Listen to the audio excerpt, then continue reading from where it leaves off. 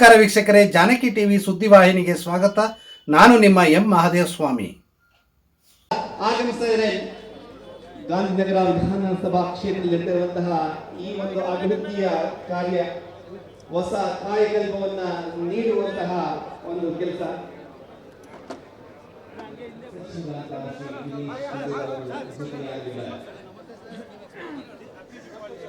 ನಮ್ಮ ಪಟ್ಟೇಗಾರ sir pamphlet ಮಾಡಿ ಎಲ್ಲ ಇಡೀ 60,000 ಜನರಿಗೆ ಸೇರುವಂತಹ ಕೆಲಸ ಮಾಡಿ. ಈಗ ಪ್ರೆಸೆಂಟ್ ಕಾಂಪ್ಲಿಕೇಟೆಡ್ ಕೆಲಸ ಇಷ್ಟು ತಗೊಂಡಿದ್ದೀವಿ ಸರ್. ರೋಡ್ಸ್ ಈ ಕಡೆ ಬನ್ನಿ. ಈ ಸದ್ಯಕ್ಕೆ ಸೋಷಿಯಲ್ ತಗೊಂಡಿದ್ದೀವಿ. ಎಲ್ಲೋ ಇದು RT ಸ್ಟ್ರೀಟ್ ಸರ್, ಪಕ್ಕದ್ದು BT ಸ್ಟ್ರೀಟ್, ಆಮೇಲೆ ಹಾಸ್ಪಿಟಲ್ ರೋಡು. ವೆಹಿಕಲ್ ಬ್ಯಾನ್ ಮಾಡಬೇಕು. ಇದು ಈ area most thickly populated.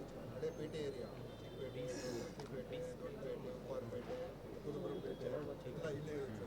ಹೊಳೆಪೇಟೆ, so ಹಳೆ ಮಾರ್ಕೆಟ್ಗಳು ಸ್ವಲ್ಪ ಇಲ್ಲ ಸರ್. ಅಧಿಕಾರಿಗಳು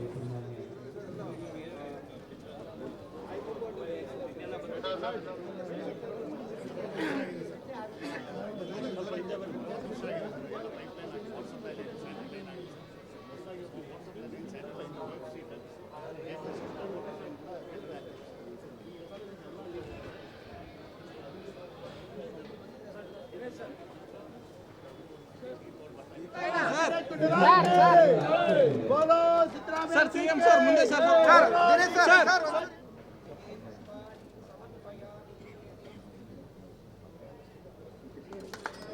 ಮೊಬೈಲ್ ಹಿಂದೆ ಬರೋಣ. ಮೊಬೈಲ್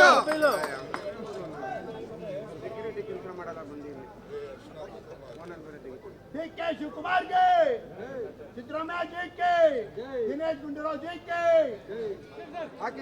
ಸರ್ ಮಾಡಿ ಸರ್. ಭೂಮಿ ಪೂಜೆ ನೆರವೇರಿದೆ ಸರ್ ಅವರು, ಹಾಗೆ ಬೆಂಗಳೂರು ಕೇಂದ್ರ ನಗರ ಪಾಲಿಕೆ ಆಯುಕ್ತರು ಶ್ರೀ ರಾಜೇಂದ್ರ ಚೋಳನ್ ಅವರು ಹಾಗೂ ಎಲ್ಲ ಗಣ್ಯರು ಸ್ವಾಗತ ಮಾಡಬೇಕು ಅಂತ ಕೇಳ್ಕೊಳ್ತಾರೆ.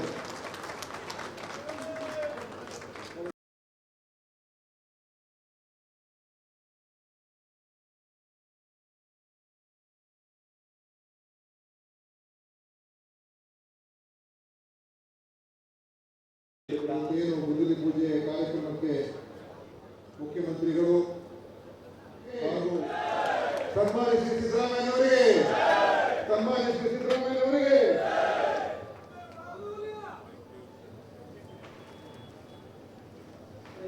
ಭೂಮಿ ಪೂಜೆ ಮುಖೇನ ಇದೀಗ ಸಮಾರಂಭದ ಉದ್ಘಾಟನೆ ಜ್ಯೋತಿ ಇಳಿಸುವ ಮುಖೇನ ಚಪ್ಪಾಳೆ ಮುಖೇನ ಸಾಕ್ಷಿಯಾಗೋಣ.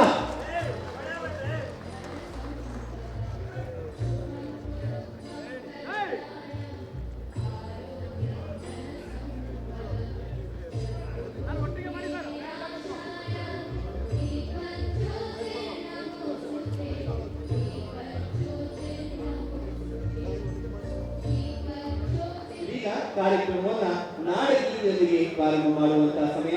ದಯವಿಟ್ಟು ಎಲ್ಲರೂ ಕೂಡ ನಾಡಗೀತೆಗೆ ಏರ್ಪು ನಿಂತು ಗೌರವವನ್ನು ಸೂಚಿಸಬೇಕಾಗಿ ವಿನಂತಿ ಮಾಡ್ತೇವೆ.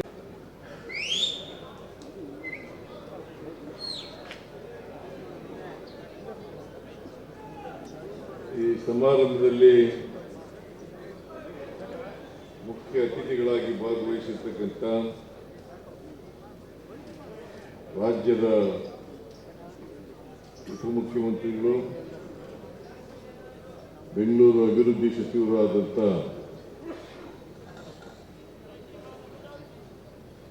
ಶ್ರೀ DK ಶಿವಕುಮಾರ್ ಅವರ, ಚಿಕ್ಕಪೇಟೆ ಕ್ಷೇತ್ರದ ಗಾಂಧಿನಗರ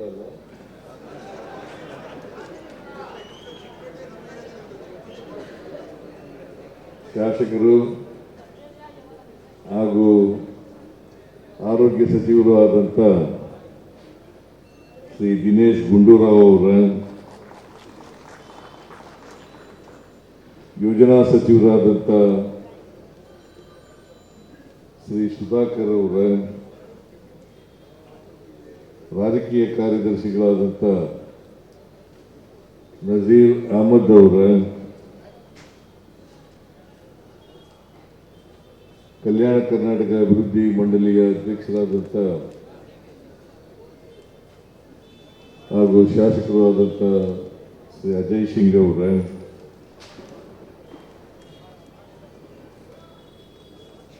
ಶ್ರೀ ವೆಂಕಟೇಶ್ ಅವರ, ಪಾವಗಡ ಶಾಸಕರು ಮತ್ತು ತುಮಕೂರು ಮಿಲ್ಕ್ ಯೂನಿಯನ್ ಅಧ್ಯಕ್ಷರು ಆದಂಥ ಶ್ರೀ ವೆಂಕಟೇಶ್ ಅವರ,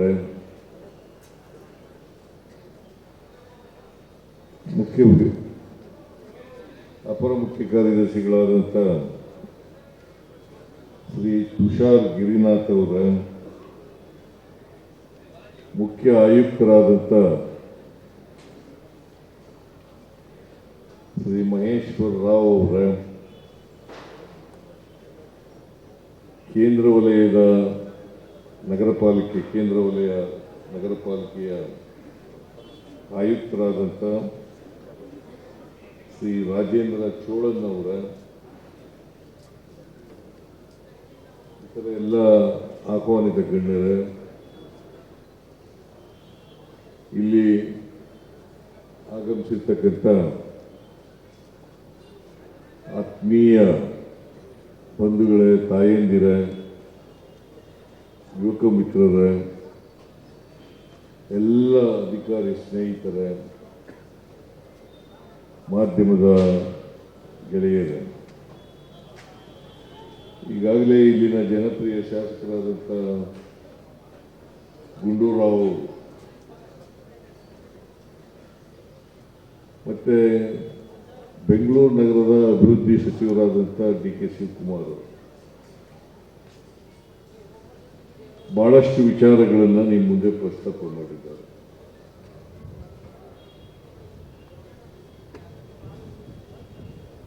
ಇವತ್ತು ಸುಮಾರು 58 ಕೋಟಿ ರೂಪಾಯಿಗಳಿಗೆ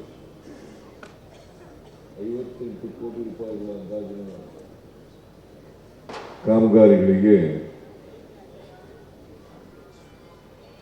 ದಿಲ್ಲಿ ಪೂಜೆಯನ್ನು ನೆರವೇರಿಸಿದರು. ಈಗಾಗಲೇ ಪ್ರಸ್ತಾಪ ಮಾಡಿದಂತೆ ದಿನೇಶ್ ಗುಂಡೂರಾವ್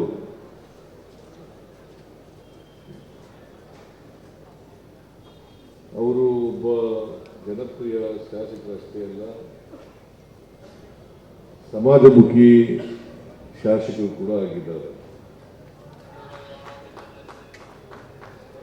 ಯಾವಾಗಲೂ ಕೂಡ ಬೆಂಗಳೂರು ನಗರದ ಅಭಿವೃದ್ಧಿ ಬಗ್ಗೆ,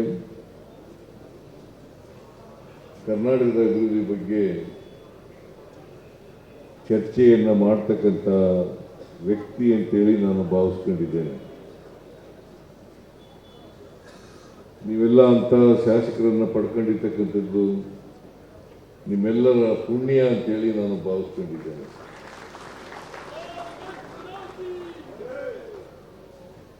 6 ಸಾರಿ ಅವರಿಗೆ ಆಶೀರ್ವಾದ ಮಾಡಿದ್ದೀರಿ ಅಲ್ಲ, 6 ಸಾರಿ.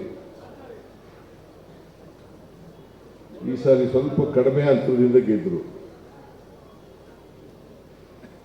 ಮುಂದಿನ ಸಾರಿ ಹಂಗೆ ಮಾಡಕ್ಕೆ ಹೋಗ್ಬೇಡಿ, ದೊಡ್ಡ ಅಂತರದಿಂದಲೇ ಗೆಲ್ಲಿಸಿ ಅಂತಕ್ಕಂಥ ಮಾತುಗಳನ್ನು ಹೇಳಲಿಕ್ಕೆ ಬಯಸ್ತಾ ಇದ್ದಾರೆ. ಏನಪ್ಪ ರಾಮಚಂದ್ರ,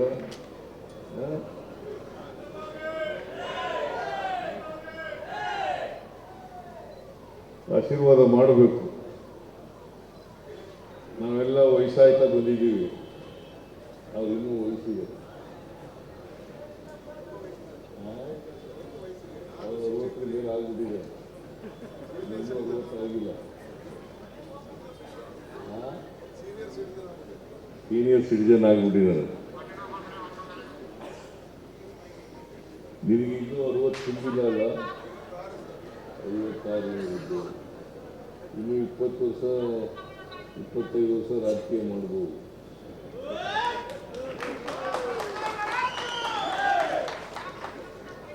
ಆದ್ರಿಂದ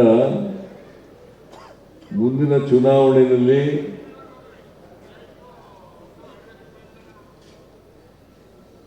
ಇನ್ನೂ ದೊಡ್ಡ ಮಟ್ಟದಲ್ಲಿ ಅವರಿಗೆ ಆಶೀರ್ವಾದವನ್ನು ಮಾಡಬೇಕು ಅಂತೇಳಿ ನಿಮ್ಮಲ್ಲಿ ಅತ್ಯಂತ ಕಳಕಳಿಯಿಂದ ಪ್ರಾರ್ಥನೆಯನ್ನು ಮಾಡ್ತೇನೆ.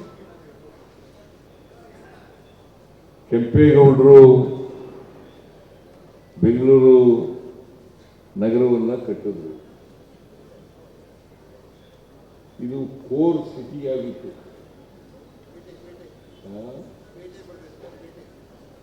ಪೇಟೆ ಬೀದಿ ಅಂತ ಕರಿತೀವಿ ನಾವು, ಹಿಂದೆ ಎಲ್ಲ ಪೇಟೆ ಬೀದಿ ಅಂತ ಕರಿತೀವಿ. ಆಗ ಕೆಂಪೇಗೌಡರ ಕಾಲದಲ್ಲಿ ಇದು ಒಂದು ಪೇಟೆ ಆಗಿತ್ತು. ಈಗಾಗಲೇ ದಿನೇಶ್ ಗುಂಡೂರಾವ್ ಹೇಳಿದ್ದಾರೆ, ಚಿಕ್ಕಪೇಟೆ, ದೊಡ್ಡಪೇಟೆ, ಕುರುಗುಂಪೇಟೆ, ಬಳೆಪೇಟೆ, ಆಮೇಲೆ ಅರಳೆಪೇಟೆ, ಉಪ್ಪಾರಪೇಟೆ, ಹಿಂಗೆ ಏನೇನು ಬಿಸ್ನೆಸ್ ಮಾಡ್ತಾ ಇದ್ರು, ಉದ್ಯಮ ಮಾಡ್ತಾ ಇದ್ರು ಅಂತ ಪೇಟೆಗಳೆಲ್ಲ ಆಗಿದ್ದು. ಆಗೆಲ್ಲ ಪೇಟೆಗಳು ಅಂತ ಕರೀತಾ ಇದ್ರು. ಈಗ ಆ ಪೇಟೆಗಳು ಪೇಟೆಗಳಿಂದ ಕರೀತಾ ಇಲ್ಲ. ಆದರೂ ಇಲ್ಲಿ ಹಳೇ ಪದ್ಧತಿನೇ, ಹಳೆ ಪೇಟೆಗಳಿದ್ದು ನಾವು ಮುಂದುವರ್ಕೊಂಡೇ ಹೋಗಿದ್ದಾವೆ. ಅದಕ್ಕೆ ನಾನು ದಿನೇಶ್ ಗುಂಡೂರಾವ್ ಹೇಳಿದೆ, ಏನಪ್ಪ ಈ ರೋಡ್ಗಳು ಭಾಳ ಚಿಕ್ಕದಾಗ್ಬಿಟ್ಟಿದ್ದಾವೆ, ಟ್ರಾಫಿಕ್ಕು ಜಾಸ್ತಿ ಆಗಿಬಿಟ್ಟಿದೆ, ಈ ಅಗಲ ಮಾಡೋಕ್ಕಾಗ್ದ ಅಂತೇಳಿ. ಇಲ್ಲ ಸರ್, ಅದೆಲ್ಲ ಮಾಡೋಕ್ಕಾಗಲ್ಲ, ಅಗಲ ಮಾಡೋಕ್ಕಾಗಲ್ಲ, ಜನ ಒಪ್ಪೋದು ಇಲ್ಲ, ನಾನು ಮಾಡಕ್ಕೆ ಹೋಗೋದು ಇಲ್ಲ ಅಂತ ಹೇಳಿ.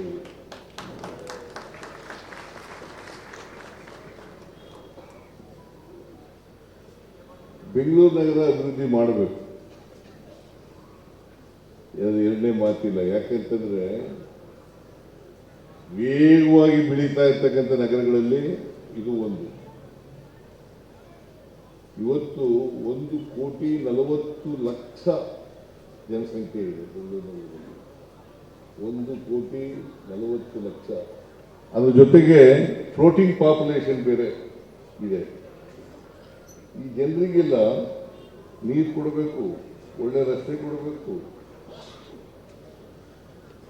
ಸಾರಿಗೆ ವ್ಯವಸ್ಥೆ ಮಾಡಿಕೊಡ್ಬೇಕು, ಒಳ್ಳೆ ಚರಂಡಿ ಮಾಡಿಕೊಡ್ಬೇಕು, ವ್ಯಾಪಾರ ಕೇಂದ್ರಗಳನ್ನು ಮಾಡಿಕೊಡ್ಬೇಕು.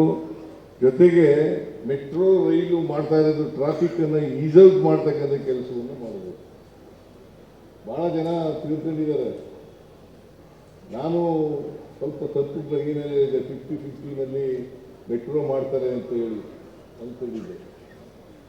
50-50ನಲ್ಲಿ ಕೇಂದ್ರ ಸರ್ಕಾರ 50 ಆಗ್ತಿರುತ್ತೆ, ನಾವು 50 ಮಾಡ್ತೀವಿ. ಒಟ್ಟು ಪ್ರಾಜೆಕ್ಟ್ನಲ್ಲಿ ನಾವು 50, ಕೇಂದ್ರ ಸರ್ಕಾರ 50 ಅಂತ ಅಂದ್ಕೊಂಡಿದ್ದೆ. ಆದರೆ ನಾವು ಆಗ್ತಕ್ಕಂಥದ್ದು 87%, 87.13%. ಅವ್ರು ಹಾಕೋದು ಎಷ್ಟು ಗೊತ್ತಾ? ಬರೀ 12 ಚಿಲ್ಲರೆ %.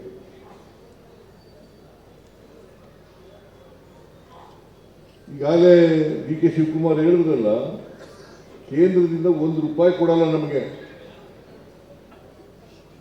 ಈಗ ಮೆಟ್ರೋ ಮಾಡಬೇಕಲ್ಲ, ಹೆಚ್ಚು ತೆರಿಗೆ ಕೊಡ್ತಕ್ಕಂಥದ್ದು. ಈಗಾಗಲೇ ಡೆಲ್ಲಿ, ಬಾಂಬೆ ಬಿಟ್ಟರೆ ನಾವೇ ಹೆಚ್ಚು ತೆರಿಗೆ ಕೊಡ್ತಕ್ಕಂಥದ್ದು. ಬೆಂಗಳೂರು ನಗರನೇ ಹೆಚ್ಚು ತೆರಿಗೆ ಕೊಡ್ತಕ್ಕಂಥದ್ದು. ಕೇಂದ್ರ ಸರ್ಕಾರಕ್ಕೆ ತೆರಿಗೆ ಹೋಗ್ತದಲ್ಲ, ನಮ್ಗೆ ಎಷ್ಟು ಗೊತ್ತಾ ಬರೋದು ತೆರಿಗೆ? ನೀವೆಲ್ಲ ತಿಳ್ಕೋಬೇಕು ನಗರದವರು.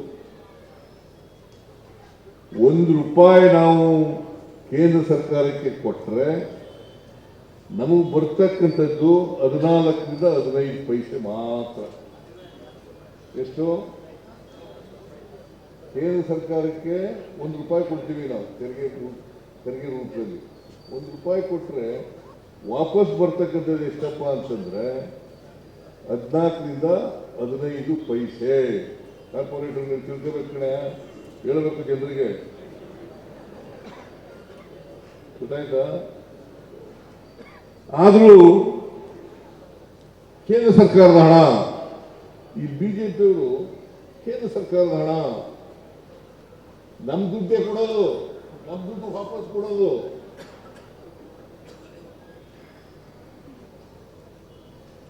14ರಿಂದ 15 ಪೈಸೆ ವಾಪಸ್ ಕೊಡ್ತಾರೆ. ಸಾಕ? ನಾವು ಹೆಚ್ಚು ಕೊಡಬೇಕು ಅಂತ ಹೇಳಿದ್ರೆ ರಾಜಕೀಯ ಮಾಡ್ತಾರೆ ಅಂತ ಹೇಳೋದು. ಹೆಚ್ಚು ಕೊಡಬೇಕು ಅಂತಂದ್ರೆ ರಾಜಕೀಯ. ನೋಡಿ, ಈಗ ನಿಮ್ಮೆಲ್ರಿಗೂ ಗೊತ್ತಿದೆ, GST ಹಾಕಿದವ್ರು ಯಾರಪ್ಪ?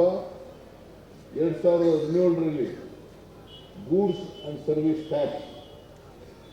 2017ರಲ್ಲಿ ಗೂಡ್ಸ್ ಅಂಡ್ ಸರ್ವಿಸ್ ಟ್ಯಾಕ್ಸ್ ಹಾಕಿದವರು ಇದೇ ನರೇಂದ್ರ ಮೋದಿಯವರು.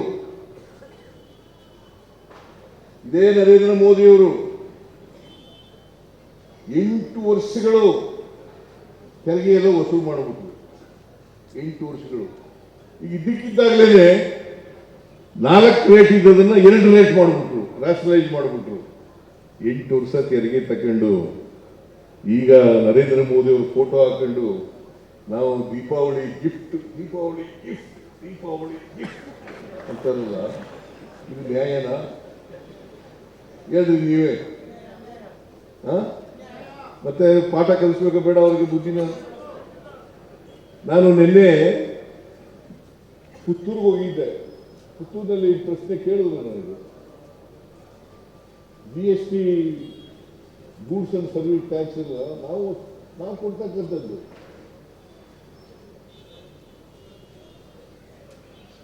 ಅದರಲ್ಲಿ ಇದ್ದಕ್ಕಿದ್ದಾಗಲೇ 4 ರೇಟ್ ಮಾಡಿದವರು ಇವರೇ, 2 ರೇಟ್ ಮಾಡಿದವರು ಇವರೇ. 8 ವರ್ಷ ತೆರಿಗೆ ವಸೂಲು ಮಾಡಿಬಿಟ್ಟಿದ್ದಾರೆ ನಿಮ್ಮಿಂದ.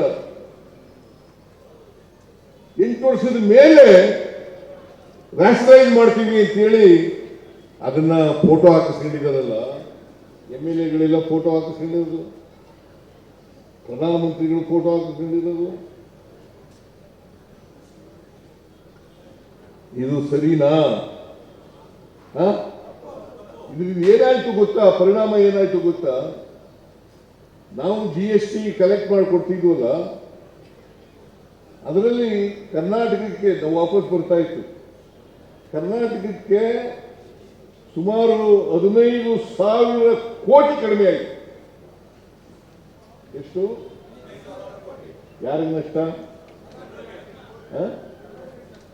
ನಮ್ಗೆ ನಷ್ಟ ಅಲ್ವಾ? ನಾನು ಅದಕ್ಕೆ ಹೇಳ್ತಾ ಇದ್ದೆ, 15,000 ಕೋಟಿ ನಮಗೆ ಕಡಿಮೆ ಆಗೋದು. ಯಾರಿಗೆ ಹೇಳ್ಕೊಳ್ಳೋದು ಇದನ್ನ?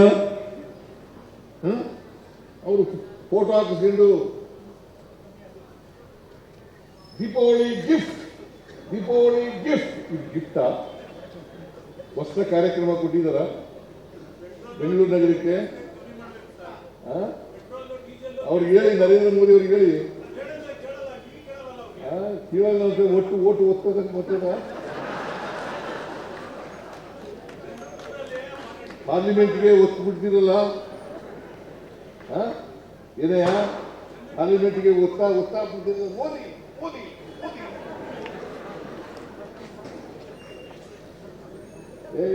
ಬಿಡಪ್ಪ, ಬಿಡು. ಬಿಡಿ. ಕೇಳಿ, ಪ್ರಶ್ನೆ ಕೇಳಿ ಮಧ್ಯದಲ್ಲಿ ತೊಂದರೆ ಕೊಡಬೇಡ ಅಷ್ಟೇ. ಹೇಳು, ನೀವು ಹೇಳೋದನ್ನ. ಆಮೇಲೆ ಪ್ರತ್ಯೇಕವಾಗಿ ಭೇಟಿ ಮಾಡು.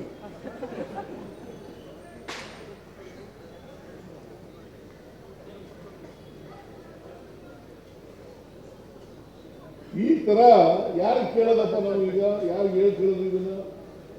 15,000 ಕೋಟಿ ಕಡಿಮೆ ಆಗೋಯ್ತು. ನೋಡ್ರಿ, ನಮಗೆ ಪರಿಹಾರ ಕೊಡ್ರಿ ಅಂತ ಹೇಳು. 15,000 ಕೋಟಿ ಕಡಿಮೆ ಆಗ್ತಾ ಇದೆ ರಾಜ್ಯಗಳಿಗೆ. ನಮ್ಮ ಕರ್ನಾಟಕಕ್ಕೆ 15,000 ಕೋಟಿ ಕಡಿಮೆ ಆಗ್ತದೆ GST ಇಂದ. ನೀವು ರ್ಯಾಷನಲೈಸ್ ಮಾಡಿಬಿಟ್ರಿ, ಫೋಟೋಗಳನ್ನು ತಗೊಂಡಿದ್ದೀರಿ, ದೀಪಾವಳಿ ಗಿಫ್ಟ್ ಅಂತ ಕೊಟ್ಬಿಟ್ಟಿದ್ದೀರಿ. ಆಯ್ತಪ್ಪ, ನಾವು ಪರಿಹಾರ ಕೊಡಿ. ಈಗ ಸುಮಾರು 1,20,000 ಕೋಟಿ ರೂಪಾಯಿಗಳಿಗೆ ಬೆಂಗಳೂರಿನ ಅಭಿವೃದ್ಧಿ ಮಾಡ್ತಾ ಇದ್ದೀವಿ. ಎಷ್ಟು? 1,20,000 ಕೋಟಿ ಎಲ್ಲಿಂದ ಬರ್ತದೆ? ಏನ್ ನಮ್ಗೆಲ್ಲ ಗುಂಡಿ ಮುಚ್ಚಿದ? ಇವ್ರ ಕಾಲದಲ್ಲಿ ಗುಂಡಿ ಮುಚ್ಚಿದ್ರ? BJP ಕಾಲದಲ್ಲಿ? ನಾನು ಹೇಳ್ತೀನಿ, ಇಡೀ ಕರ್ನಾಟಕದಲ್ಲಿ ನಾವು ಮಾಡಿರ್ತಕ್ಕಂಥ ರಸ್ತೆಗಳನ್ನು ಬಿಟ್ಟರೆ ಒಂದು ಇಡೀ ಮಣ್ಣಾಕಿಲ್ಲ ಇವರು ಯೋಗ್ಯತೆಗೆ. ಏನಪ್ಪ ಸುಧಾಕರ, ಒಂದು ಇಡೀ ಮಣ್ಣಾಕಿಲ್ಲ, ಗುಂಡಿ ಮುಚ್ಚಲಿಲ್ಲ. ಅದ್ರ ಜೊತೆಗೆ ಎಲ್ಲ ಈ ಸಾಲ ನಮ್ಮ ಮೇಲೆ ಬಿಟ್ಬಿಟ್ಟು ಹೊಟ್ಟೋದು. ನೋಡಿ, 2,10,00,000 ಟೆಂಡರ್ ಇಲ್ಲೇನೆ, ಆಮೇಲೆ ದುಡ್ಡಿದ್ದೇನೆ ಟೆಂಡರ್ ಕರೆದ್ಬಿಟ್ಟು ದುಡ್ಡು ಕೊಡ್ಲಿಲ್ಲ. MLAಗಳಿಗೆ 1,17,000 ಕೋಟಿ ಇಟ್ಬಿಟ್ಟು ಹೊಂಟೋದು. ಇದೆಲ್ಲ ಭಾರ ನಮ್ಮ ಮೇಲೆ ಬೀಳ್ತು. ಅದ್ರ ಜೊತೆಗೆ 5 ಗ್ಯಾರಂಟಿ ಯೋಜನೆಗಳನ್ನು ಮಾಡೋದು ನಾವು ಮಾಡಿದ್ದಾರೆ ಇವರು. ಕೇಂದ್ರ ಸರ್ಕಾರ ನರೇಂದ್ರ ಮೋದಿ ಅವರು ಮಾಡಿದ್ರ. ನಾವು 5 ಗ್ಯಾರಂಟಿ ಯೋಜನೆಗಳನ್ನು ಘೋಷಣೆ ಮಾಡಿದಾಗ ನಾನು DK ಶಿವಕುಮಾರ್, ಸುರ್ಜೇವಾಲಾ ಅವರು, ರಾಹುಲ್ ಗಾಂಧಿ ಅವರು, ಖರ್ಗೆ ಅವರು ಘೋಷಣೆ ಮಾಡಿದಾಗ ಅಪಹಾಸ್ಯ ಮಾಡಿದ್ರು. ನಿಮ್ ಕೈಲಿ ಮಾಡಕ್ಕಾಗಲ್ಲ, ಒಂದು ವೇಳೆ ಮಾಡಿದ್ರೆ ಆರ್ಥಿಕವಾಗಿ ದ್ವಾಳಿ ಆಗಿರ್ತದೆ ರಾಜ್ಯ ಅಂತ ಹೇಳಿದ್ರು. ಆರ್ಥಿಕವಾಗಿ ದ್ವಾಳಿ ಆಗಿರ್ತದೆ ಅಂತೇಳಿ ಇವತ್ತು ನಾವು ಅಧಿಕಾರಕ್ಕೆ ಬಂದು 2 ವರ್ಷ 5 ತಿಂಗಳಾಯ್ತು. 2 ವರ್ಷ 5 ತಿಂಗಳಾಯ್ತು. ಇವತ್ತಿನವರಿಗೆ ಗ್ಯಾರಂಟಿ ಯೋಜನೆಗಳಿಗೆ ಖರ್ಚು ಮಾಡಿರ್ತಕ್ಕಂಥ ಹಣ 1,00,000 ಕೋಟಿ.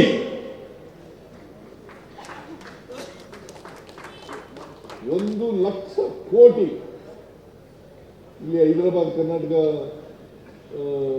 ಅಭಿವೃದ್ಧಿ ಮಂಡಳಿ ಅಧ್ಯಕ್ಷರಿದ್ದಾರೆ.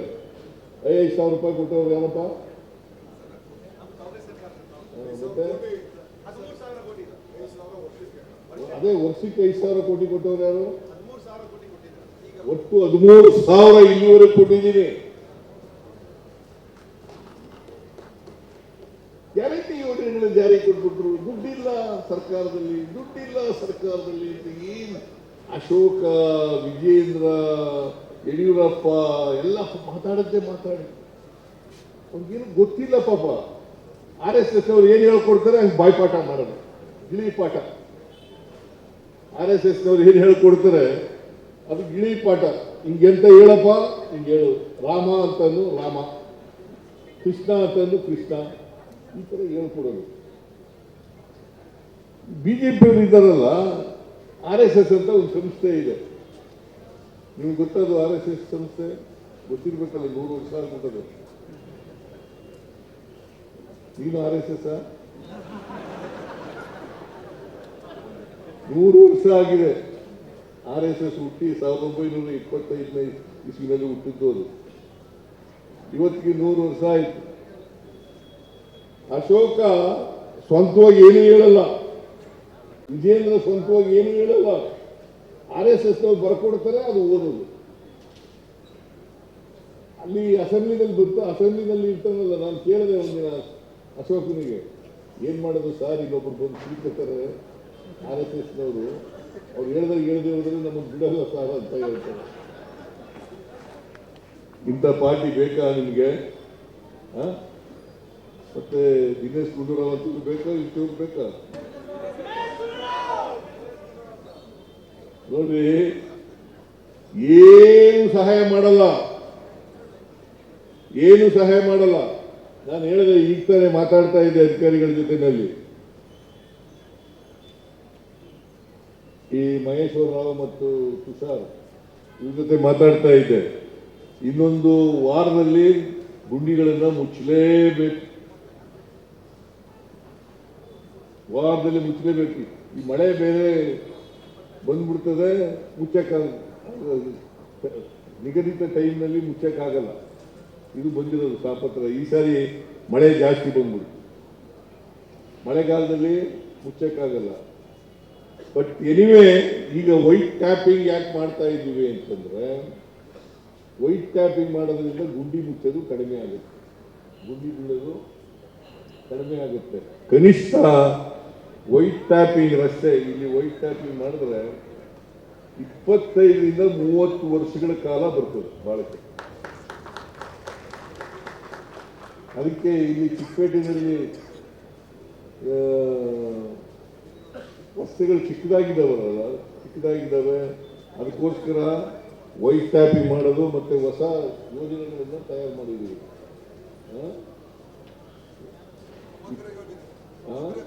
ಸಮಗ್ರ ಅಭಿವೃದ್ಧಿ ಮಾಡ್ತಕ್ಕಂಥ ಯೋಜನೆಗಳನ್ನು ತಯಾರು ಮಾಡಿದ್ದಾರೆ. ಅದಕ್ಕೆ ಈಗ 58 ಕೋಟಿ ಇದು ಪ್ರಾರಂಭ. ಚಿಕ್ಕಪೇಟೆ ಎಲ್ಲ ಅಭಿವೃದ್ಧಿ ಆಗುತ್ತದೆ. ನಾನು ಈ ಸಾರಿ ಎಲ್ಲ MLAಗಳಿಗೆ ದುಡ್ಡು ಕೊಟ್ಟಿದ್ದೀನಿ. ಅದಕ್ಕೋಸ್ಕರ ಬಜೆಟ್ನಲ್ಲಿ 8,000 ಕೋಟಿ ರೂಪಾಯಿಗಳನ್ನು ಇಟ್ಕೊಂಡಿದ್ದೆ. ಬಜೆಟ್ನಲ್ಲಿ 8,000 ಕೋಟಿ, ಗೊತ್ತಾಯ್ತಾ? 8,000 ಕೋಟಿ ಅದರಲ್ಲಿ ನಿಮಗೂ ಕೊಡ್ತಾ ಇದ್ದೀನಿ. ಬರೀ ರೂರಲ್ MLAಗಳಲ್ಲ, ನಗರದ MLAಗಳಿಗೂ ಕೂಡ ಕೊಡ್ತೀನಿ, ವಿರೋಧ ಪಕ್ಷದವ್ರಿಗೂ ಕೂಡ ಕೊಡ್ತೀನಿ. ಯಾಕಂದ್ರೆ ಬೆಂಗಳೂರು ನಗರ ಸಮಗ್ರವಾದ ಅಭಿವೃದ್ಧಿ ಆಗ್ಬೇಕಲ್ಲ. ಬರೀ ನಮ್ಮ MLAಗಳಿರೋ ಕಡೆ ಮಾತ್ರ ಅಭಿವೃದ್ಧಿ ಆಗ್ಬಿಟ್ಟು BJP MLAಗಳಿರೋ ಕಡೆ ಅಭಿವೃದ್ಧಿ ಆಗದೆ ಹೋದರೆ ಸಮಗ್ರ ಅಭಿವೃದ್ಧಿ ಆಗ್ತದ? ಅದಕ್ಕೋಸ್ಕರ BJP MLAಗಳಿಗೂ ಹಣ ಕೊಡ್ತೀನಿ, ಗುಂಡಿಗಳನ್ನು ಮುಚ್ತೀವಿ, ವೈಟ್ ಟ್ಯಾಪಿಂಗ್ ರಸ್ತೆನೂ ಕೂಡ ಮಾಡ್ತೀವಿ. ನಾನು ಅದಕ್ಕೆ ಹೇಳಿದೆ ಮಹೇಶ್ವರ ರಾವ್ಗೆ, ಒಂದು ಲೇಯರ್ ನೋಡಪ್ಪ, ಒಂದು ಲೇಯರ್ ಹಾರ ಹಾಕ್ಬಿಡಿ ನೋಡೋಣ.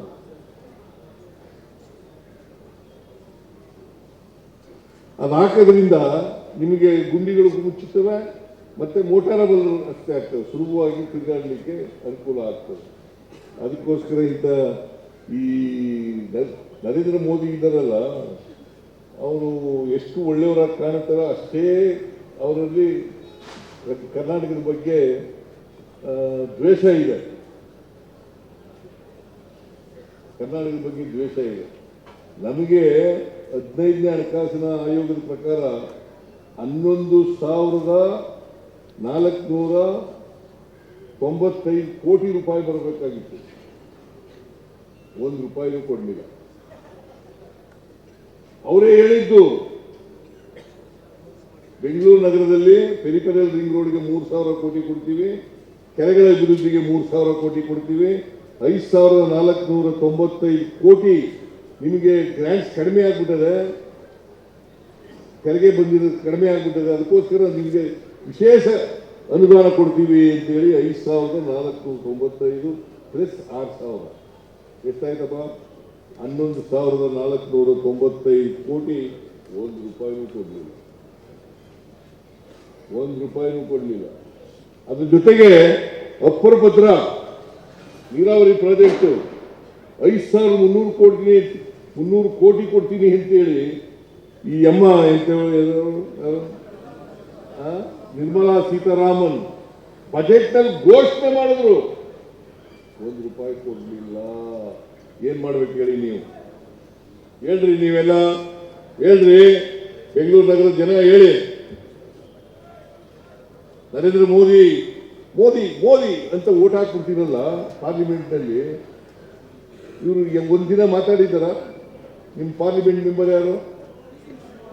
PC ಮೋಹನ್ ಯಾವತ್ತಾರು ಒಂದಿನ ಮಾತಾಡಿದಾರ? ಮತ್ತೆ ಸುಮ್ಮನೆ ಓಟ್ ಹಾಕ್ತೀರ? ಸುಮ್ಮನೆ ಓಟ್ ಹಾಕೋದು. ಒಂದು ದಿನ ಕರ್ನಾಟಕದ ಅನ್ಯಾಯ ಆಯಿತು, ಕರ್ನಾಟಕಕ್ಕೆ ಕೊಡಬೇಕಾಗಿರ್ತಕ್ಕಂಥ ಹಣ ಕೊಡಿ ಅಂತ ಹೇಳಿ ಕೇಳಕ್ಕಾಗಲಿಲ್ಲ ಇವ್ರಿಗೆ. ಒಂದು ದಿನ ಮಾತಾಡಲಿಲ್ಲ. ಅವ್ರು ಯಾರೋ ಒಬ್ಬ ಸೌತ್ನಲ್ಲಿ MP ಯಾರು, ಸೂರ್ಯ ಅಮಾವಾಸ್ಯೆ ಅಂತ ಕರಿತೀನಿ ನಾನು. ಒಂದು ಸೂರ್ಯ ಇಲ್ಲಿ ಮಂತ್ರಿ ಇದ್ದಾರೆ, ಈ ಅಮ್ಮ ಯಾರೋ ಶೋಭಾ ಕರಂದ್ಲಾಜೆ, ಒಂದು ದಿನ ಬಾಯಿ ಬಿಡಲಿಲ್ಲ. ಕುಮಾರಸ್ವಾಮಿ ಮಂತ್ರಿ ಮಂತ್ರಿ ಒಂದು ದಿನ ಬಾಯಿ ಬಿಡಲಿಲ್ಲ, ಕರ್ನಾಟಕಕ್ಕೆ ಕೊಡಬೇಕಾಗಿರೋ ದುಡ್ಡು ಕೊಡ್ರಿ ಅಂತ ಹೇಳಿಲ್ಲ. ಇವ್ರಿಗೆ ಏನ್ ಮಾಡ್ಬೇಕು ಹೇಳಿ? ಮತ್ತೆ ನಮ್ಮಿಂದ ನೀವು ಓಟ್ ತಗೊಂಡು ಗೆದ್ದೋದ್ರಲ್ಲ, ಇವರು ಒಂದಿನ ನೀವು ಮಾತಾಡಿದ್ರೆ ನಿಮ್ಗೆ ಕೋಪ ಬರ್ತದೋ ಇಲ್ವೋ? ಮತ್ತೆ ಕೋಪ ಬಂದಾಗ ಏನ್ ಮಾಡ್ಬೇಕು? ಅವ್ರು ಸೋಲ್ಸ್ತಕ್ಕಂಥ ಕೆಲಸ ಮಾಡ್ರಪ್ಪ, ನಿಮ್ಗೆ ದಮಯ ಅಂತೀನಿ. ಸೋಲ್ಸ ಕೆಲಸ ಮಾಡಿ. ಕರ್ನಾಟಕ ಅನ್ಯಾಯ ಮಾಡ್ತಾ ಇದ್ದಾರೆ, ಕರ್ನಾಟಕಕ್ಕೆ ದ್ರೋಹ ಮಾಡ್ತಾ ಇದ್ದಾರೆ. ಇದನ್ನ ಅರ್ಥ ಮಾಡ್ಕೋಬೇಕಾಗ್ತದೆ. ಅದರಿಂದ ದಿನೇಶ್ ಗುಂಡೂರಾವ್ ಅವರು ನಿಮ್ಮ ರಸ್ತೆಗಳನ್ನೆಲ್ಲ ಅಭಿವೃದ್ಧಿ ಮಾಡಬೇಕು, ಸಮಗ್ರ ಅಭಿವೃದ್ಧಿ ಮಾಡಬೇಕು ಅಂತೇಳಿ ಯೋಜನೆ ಇಟ್ಕೊಂಡಿದ್ದಾರೆ, ಯೋಜನೆ ರೂಪಿಸಿದ್ದಾರೆ. ಇವತ್ತು ನಾವು 58 ಕೋಟಿಗೆ ಶಂಕುಸ್ಥಾಪನೆ ಮಾಡಿದ್ದೀವಿ. ಈ ಕೆಲಸ ಕೂಡಲೇ ಪ್ರಾರಂಭ ಆಗ್ತದೆ. ಆದರೆ ಕ್ವಾಲಿಟಿನಲ್ಲಿ ಯಾವುದೇ ರಾಜಿ ಆಗಬಾರ್ದು. ವೈಟ್ ಟ್ಯಾಪಿಂಗ್ ಮಾಡಿದ್ರೆ 30 ವರ್ಷ ಇರಬೇಕು, 30 ವರ್ಷ. ಕ್ವಾಲಿಟಿನಲ್ಲಿ ನೋ ಕಾಂಪ್ರಮೈಸ್, ನೋ ಕಾಂಪ್ರಮೈಸ್. ನಮ್ಮ ಕಾರ್ಯಕರ್ತರಿಗೆಲ್ಲ ಕೇಳ್ಕೊತೀನಿ, ನೀವೆಲ್ಲ ನೋಡ್ಕೊತಾ ಇರ್ಬೇಕು. ಯಾಕಂದ್ರೆ ಮೈಸೂರು ನಗರದಲ್ಲಿ ಅಲ್ಲ, ಬೆಂಗಳೂರು ನಗರದಲ್ಲಿ ಹಳಬರೇ ಇದ್ಬಿಟ್ಟಿದ್ದಾರೆ ಕಾಂಟ್ರಾಕ್ಟರ್ಗಳು ಅಲ್ವಾ?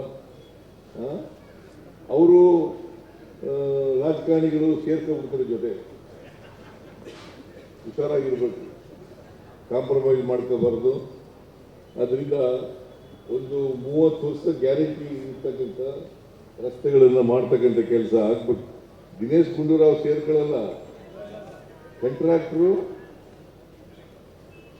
ಬೇರೆಯವರು ಸೇರ್ಕೊಂಡ್ಬಿಡ್ತಾರೆ. ಈಗ ಸದ್ಯ ಕಾರ್ಪೊರೇಷನ್ ಇಲ್ಲ ಅಲ್ಲ? ಇಲ್ಲ, ನಾನೇ ಈಗ ಅಧ್ಯಕ್ಷ. ಮೊದಲು ಸಂಪರ್ಕ ಇತ್ತು ಬೆಂಗಳೂರು, ಇನ್ನೂ ಹೆಚ್ಚಿನ ಸಂಪರ್ಕ ಆಯಿತು ಈಗ. ಈ ಗ್ರೇಟರ್ ಬೆಂಗಳೂರು ಅಥಾರಿಟಿ ಈಗ ನಾನೇ ಅಧ್ಯಕ್ಷ. 5 ಕಾರ್ಪೊರೇಷನ್ಗಳು ಮಾಡಿದ್ವಿ. ಯಾಕೆ ಮಾಡಬಹುದು ಇದನ್ನ ಅಂದರೆ, ಈಗ ಬಿಜೆಪಿಯವರು ಯೋಚನೆ ಮಾಡಿದ್ರು, ಒಂದಕ್ಕಿಂತ ಜಾಸ್ತಿ ಮಾಡಬೇಕು ಕಾರ್ಪೊರೇಷನ್ಗಳನ್ನ ಅಂತ ಹೇಳಿ ಬಿಜೆಪಿಯವರು ಯೋಚನೆ ಮಾಡಿದ್ರು. ನಾನು ಯೋಚನೆ ಮಾಡಿದೆ, ಕನಿಷ್ಠ 3 ಅಥವಾ 5 ಕಾರ್ಪೊರೇಷನ್ಗಳಾಗಬೇಕು. ಯಾಕಂದ್ರೆ 1,40,00,000 ಇರ್ತಕ್ಕಂಥ ಕಾರ್ಪೊರೇಷನ್ ಒಬ್ಬ ಕಮಿಷನರ್ ನೋಡ್ಕೊಳಕ್ಕಾಗತ್ತಾ? ಅದಕ್ಕೆ ಮುಖ್ಯ ಆಯುಕ್ತರು ಅಂತ ಮಾಡಿದ್ದೀವಿ. ಅದಲ್ಲದೆ 5 ನಗರ ಪಾಲಿಕೆಗಳನ್ನು ಮಾಡಿದ್ದೀವಿ. 5 ನಗರ ಪಾಲಿಕೆಗಳಿಗೆ 5 ಕಮಿಷನ್ಗಳಿದ್ದಾರೆ. ತಪ್ಪು ತಿಳ್ಕೋಬೇಡಿ ನೀವು. ನೀವು ಕಾರ್ಪೊರೇಟರ್ ಆಗಿದೆ ನೀವು ರಾಮಚಂದ್ರ, ಈ ಕ್ಷೇತ್ರದಿಂದ ಆಗಿದ್ದೆ ಅಲ್ವಾ? ಒಬ್ಬ ನೋಡ್ಕೊಳಕ್ಕಂತ, ಒಬ್ಬ ಕಮಿಷನರ್ ನೋಡ್ಕೊಳಕ್ಕಂತ. ಅದಕ್ಕೆ 5 ಮಾಡಿರೋದಿವಿ. ಇವು ಏನು ಬೆಂಗಳೂರು ಕೆಂಪೇಗೌಡರು ಕಟ್ಟಿದಂಥ ನಗರನ ಡಿವೈಡ್ ಮಾಡಿಬಿಟ್ರಿ. ಡಿವೈಡ್ ಮಾಡಿಲ್ಲ. ನಾವು ಆಡಳಿತದ ದೃಷ್ಟಿಯಿಂದ ಒಳ್ಳೆ ಆಡಳಿತ ಕೊಡಬೇಕು ಅನ್ನೋ ಕಾರಣಕ್ಕೋಸ್ಕರ 5 ಕಾರ್ಪೊರೇಷನ್ಗಳನ್ನ ಮಾಡಿರ್ತಕ್ಕಂಥದ್ದು. ಒಬ್ಬ ಆಯುಕ್ತರಿದ್ದ ಕಡೆ 5 ಕಡೆ ಆಯುಕ್ತರು ಇರ್ತಾರೆ. ದೊಡ್ಡದು 1,40,00,000 ಇರ್ತಕ್ಕಂಥ ಕಾರ್ಪೊರೇಷನ್ ಒಬ್ಬರು ನೋಡ್ಕೊಳಕ್ಕಾಗತ್ತಾ? ಅದಕ್ಕೋಸ್ಕರನೇ 5 ಕಾರ್ಪೊರೇಷನ್ ಮಾಡಿ ನಾವು ಅದರ ಮೇಲೆ GBA ಅಂತ ಇರ್ತದೆ. ನಾನು ಅಧ್ಯಕ್ಷ, DK ಶಿವಕುಮಾರ್ ಉಪಾಧ್ಯಕ್ಷ. ಇವರೆಲ್ಲ ಮಂತ್ರಿಗಳೆಲ್ಲ ಇರ್ತಾರೆ, ಮೆಂಬರ್ಗಳಾಗಿ ಇರ್ತಾರೆ. ಕಾರ್ಪೊರೇಟರ್ಗಳು ನಿಮ್ಮ ಕಾರ್ಪೊರೇಷನ್ನಲ್ಲಿ ನೀವು ಇರ್ತೀವಿ. ಸೊ ಒಟ್ಟಾರೆಯಾಗಿ ಬೆಂಗಳೂರನ್ನ ವ್ಯವಸ್ಥಿತವಾಗಿ ಬೆಳೀತಾರ. ನಾವು ಮಾಡೇ ಮಾಡ್ತೀವಿ. 1,20,000 ಕೋಟಿ ಹಿಂದೆ ನಾವು ಮಾಡಿದ್ರ ಪೆರಿಫೆರಲ್ ರಿಂಗ್ ರೋಡ್, ಇಂಥದ್ದು ಸುರಂಗ ಮಾರ್ಗ, ಫ್ಲೈಓವರು, ಇವೆಲ್ಲ ಮಾಡ್ತಾ ಇರೋದು ಯಾರಿಗೋಸ್ಕರ? ಬೆಂಗಳೂರಿಗೋಸ್ಕರ ಅಲ್ಲ, ಬೆಂಗಳೂರಿನ ಜನತೆಗೋಸ್ಕರ. ಅದರಿಂದ ನಿಮ್ಮ ಕೋಆಪರೇಷನ್ ಇರಬೇಕು. ಈಗ ಕಸ ವಿಲೇವಾರಿ, ಕಸ ತೆಗೆದಾಕ್ಬೇಕಾದ್ರೆ ಸಾರ್ವಜನಿಕರು ಕೋಆಪರೇಷನ್ ಮಾಡಬೇಕಾಗಬೇಡ? ಹಸಿ ಕಸ, ಒಣ ಕಸ ತಗೊಂಡು ಯಾರು ಇಲ್ಲದಾಗ ರಾತ್ರಿ ಹೊತ್ತು ಬೀದಿಗೆ ಹಾಕ್ಬಿಟ್ಟು ಹೊಂಟದ ಗೊತ್ತಾಗ ಡೆಬ್ರಿಸ್ನ. ಅದು ದೊಡ್ಡ ಸಮಸ್ಯೆ ಆಗ್ಬಿಟ್ಟದೆ. ರಾತ್ರಿ ಹೊತ್ತು ಡೆಬ್ರಿಸ್ ತಂದು ಹಾಕ್ಬಿಡೋದು. ಇದನ್ನೆಲ್ಲ ತಡೆಗಟ್ಟಬೇಕಲ್ಲ, ಜನರು ಕೋಆಪರೇಟ್ ಮಾಡಬೇಕಲ್ಲ. ಜನರ ಸಹಕಾರ ಇಲ್ಲದೆ ಹೋದ್ರೆ ಬೆಂಗಳೂರನ್ನು ವ್ಯವಸ್ಥಿತವಾಗಿ ಬೆಳೆಸಕ್ಕಾಗಲ್ಲ. ದಯಮಾಡಿ ನಾನು ನಿಮ್ಮಲ್ಲಿ ಮನವಿ ಮಾಡ್ಕೊತೀನಿ, ಈ ಕಸ ಬೀದಿಗೆ ಹಾಕೋದನ್ನ ಬಿಡಿ. ನಿಗದಿತ ಜಾಗದಲ್ಲಿ ಕಸ ಇರ್ತಕ್ಕಂಥ ಕೆಲಸ ಅಥವಾ ಮನೆಯಲ್ಲಿ ಬಂದು ತಗೊಂಡು ಹೋಗ್ತಾರೆ, ಕಸ ವಿಲೇವಾರಿ ಮಾಡ್ತಕ್ಕಂಥ ಕೆಲಸವನ್ನು ಮಾಡಿ. ಇದನ್ನ ನೀವಲ್ಲಿ ಕೋರ್ಕೊಂಡು ಎಲ್ಲ ನಾಗರಿಕರಲ್ಲಿ ಇದನ್ನು ಕೋರ್ಕೊಂಡು ಇವತ್ತು ಅತ್ಯಂತ ಸಂತೋಷದಿಂದ ಈ ಇಡ್ಲಿ ಪೂಜೆ ಕಾರ್ಯಕ್ರಮದಲ್ಲಿ ಭಾಗವಹಿಸಿದ್ದೇನೆ. ಮತ್ತು ದಿನೇಶ್ ಗುಂಡೂರಾವ್ ಅವರು, ನೀವು ಅಂಥ ಶಾಸಕರನ್ನ ಪಡ್ಕೊಂಡಿರೋದೇ ಒಳ್ಳೆಯದು. ಯಾವ ಕಾರಣಕ್ಕೂ ಕೂಡ ಅವ್ರಿಗೇನೆ ನಿಮ್ಮ ಪ್ರತಿನಿಧಿಯಾಗಿ ಬಿಡಪ್ಪ,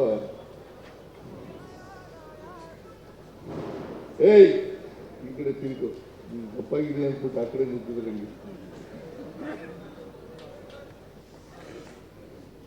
ಜನ ಸುಮ್ಮನೆ ನಿಂತಿದ್ದಾರೆ. ಅದರಿಂದ ನಿಮ್ಮ ಸಹಕಾರ, ಬೆಂಬಲ ಎಲ್ಲರೂ ಕೂಡ ಇರಲಿ. ಅನ್ಯಾಯದ ವಿರುದ್ಧ ಪ್ರತಿಭಟನೆ ಮಾಡ್ತಕ್ಕಂಥ ಮನೋಭಾವ ಬೆಳೆಸ್ತೇವೆ. ಯಾರು ಅನ್ಯಾಯ ಮಾಡ್ತಾರೆ, ನಾವು ಮಾಡ್ತೀವ, ಕೇಂದ್ರ ಸರ್ಕಾರದವ್ರು ಮಾಡ್ತಾರೆ. ಅನ್ಯಾಯದ ವಿರುದ್ಧ ಪ್ರತಿಭಟನೆ ಮಾಡ್ತಕ್ಕಂಥ ಮನೋಭಾವ ಬೆಳೆಸಬೇಕು. ಮತ್ತು ಯಾರು ಅನ್ಯಾಯ ಮಾಡ್ತಾ ಇದ್ದಾರೆ ಅಂತಕ್ಕಂಥದ್ದನ್ನು ಅರ್ಥ ಮಾಡ್ಕೊಳ್ತಕ್ಕಂಥದ್ದನ್ನು ನೀವು ಮಾಡಬೇಕು ಅಂತೇಳಿ ನಿಮ್ಮಲ್ಲಿ ಮನವಿ ಮಾಡಿ ನನ್ನ ಮಾತುಗಳನ್ನು ಮುಗಿಸ್ತೇನೆ. ನಿಮ್ಮೆಲ್ಲರಿಗೂ ನಮಸ್ಕಾರ. ಜೈ ಹಿಂದ್, ಜೈ ಕರ್ನಾಟಕ.